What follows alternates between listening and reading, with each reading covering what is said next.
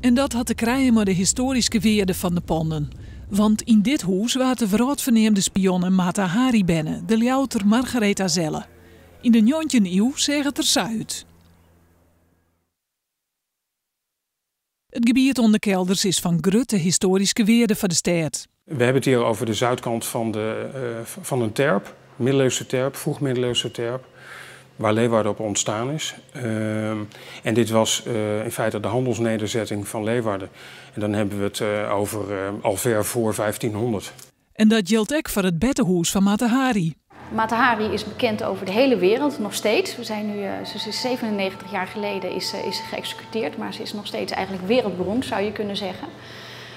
En er zijn een paar plekken in de wereld waarin je kunt voelen waar zij gewoond, waar zij geleefd heeft. En het geboortehuis is natuurlijk daarin belangrijk. Ze heeft er ook 6 jaar gewoond. De hoop is nou dat het voor oktober 2017, 100 jaar na de executie van Mata Hari, weer opgebouwd is.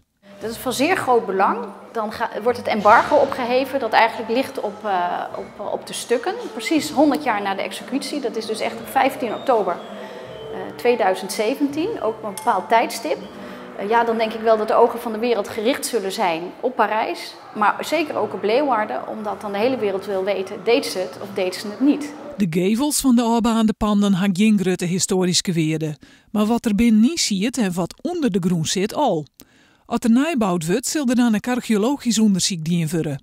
Dan kan action worden naar de terp dat de huizen op staan. Daarna zal de zaak op een nij opgebouwd worden moeten. De gemeente had wel wensken.